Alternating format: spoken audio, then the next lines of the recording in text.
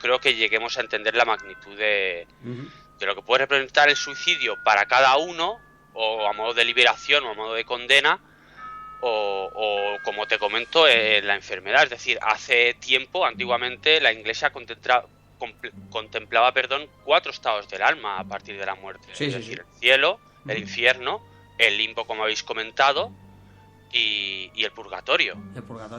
Actualmente el limbo ya no tiene cabida para la Iglesia. Yo no entiendo por qué, porque es algo que a mi modo de ver no entiendo mucho. Creo que es un estado del alma que yo como vosotros habéis dicho, yo lo he grabado muchas veces, incluso en vídeos. Es decir, hace años que me dedico a las investigaciones y entiendo que hay un estado del alma en el que nosotros nos podemos encontrar, o podemos grabarlo, como ha dicho Víctor, a través de la Spirit Box, a través de grabadoras o a través de otros tipos de dispositivos. Es lo que yo entiendo como el limbo. Es decir, hay un estado del alma en el cual tú te mueres, o seas suicida o no lo seas, te quedas ahí. Limbo. Luego, el estado realmente de los suicidas yo lo adoptaría un poco más quizá al purgatorio, una vez muerto. Ese sería un poco mi modo de entender de una vez dónde queda el alma de un suicida, a partir cuando se suicida.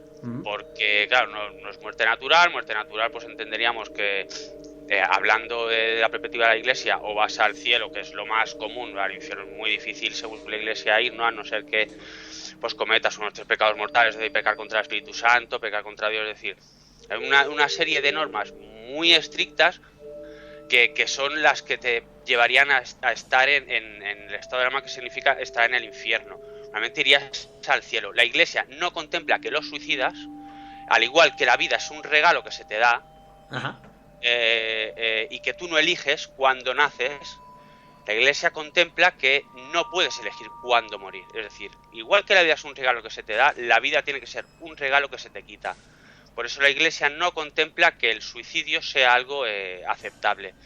Entonces, los suicidas, digamos que a ojos de la Iglesia más ortodoxa, es decir, ahora hay ¿son excomulgados? ¿Se consideran excomulgados automáticamente cuando una persona...? Porque claro, si la Iglesia como tal no contempla a los suicidas o no entiende... Desde la Iglesia más ortodoxa, Dani, hay que entender que hay una Iglesia muy ancestral ahí, que está arraigada, esas raíces que como exagerando mucho, que veían a la gente pelirroja, acuérdate de la Inquisición, que eran brujas. Es decir, todo ese arraigamiento que desde la Iglesia más adentrada, más ortodoxa, es lo que aún sigue haciendo bastante daño a todo este tipo de tema, y sobre todo a ojos de la gente normal, que es laica y que no está metida en todo este tema. Entonces, hay que decirlo así.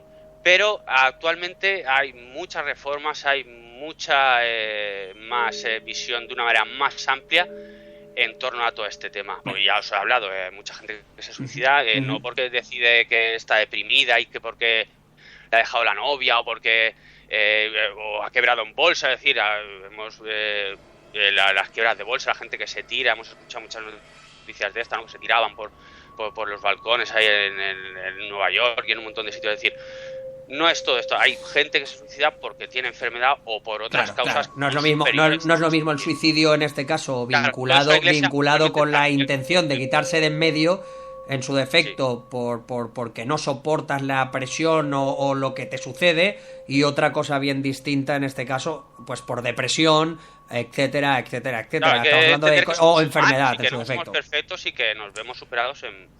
Y el suicidio quizá pues es una manera muy brusca, pero bueno, quizá para gente pues sea una salida. Bueno, mira, yo ahora mismo, mientras estoy hablando con vosotros, estoy compartiendo, tengo la gran suerte, pues bueno, pues de mantener contacto también con grupos, con otros grupos que están escuchando el programa. Desde aquí enviamos saludos a toda la gente en Telegram de Narrador del Misterio. Bueno, pues me envían un caso y me dice esta persona, agradecería que no se dijera el nombre en cuestión, pero dice literalmente lo siguiente. Estamos hablando de una persona en México y dice: yo vivía en una casa donde un ex inquilino se suicidó. Él estaba loco. Por las noches de madrugada se oía casi todas las noches un golpe seco, sordo, en el patio de la casa. Y bueno, pues dice, investigaron porque claro, ese hombre se suicidó y automáticamente cuando esas personas fueron a vivir a esa casa, que en este caso es esta persona que me está comentando esto, me dice que escuchaban un golpe seco todas las noches a una hora en concreto.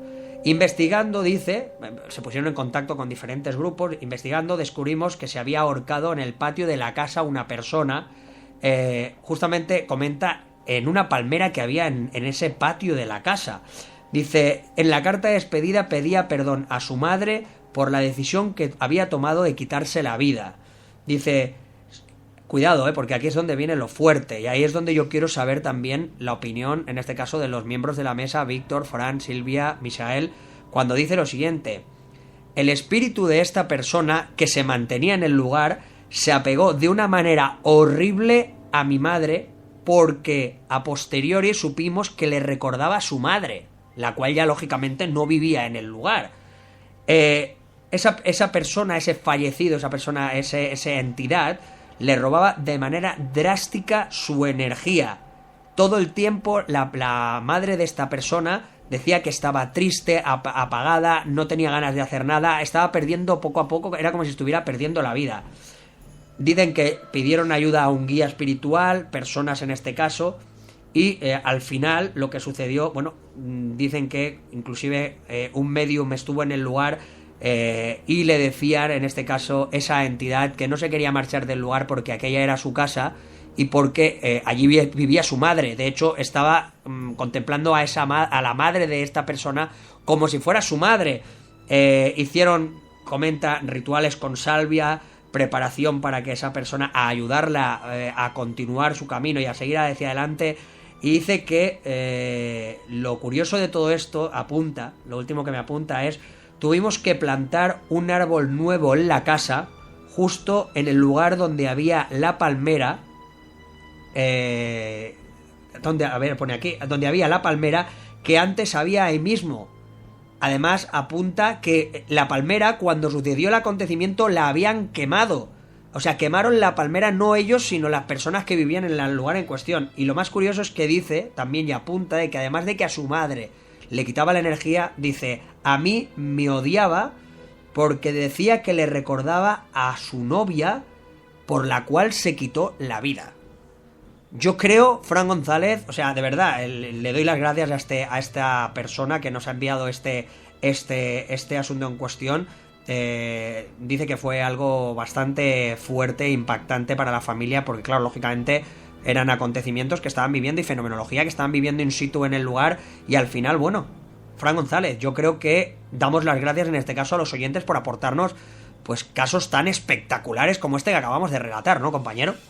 Por supuesto, un caso impresionante. Aparte el latigazo este que comenta, ¿no? O sea, que todas las noches a la misma hora se oía un latigazo. Claro, entiendo que ese latigazo debía de ser el bucle del momento en el que esa persona se quita la vida.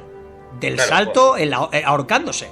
Posiblemente pues entró en el bucle, ¿no? Pero bueno, está claro que un espíritu no avanza si no quiere avanzar. No. Está claro. A ver, yo aquí en algunos casos ya sabéis que discrepo con Misael en esto de los estados, ¿no? Para mí, cuando una persona muere, solamente hay dos estados: o bien avanza allí donde avance, o se queda donde está, o se queda por múltiples motivos. Y aquí es donde puede entrar un poco el tema del suicida, ¿no?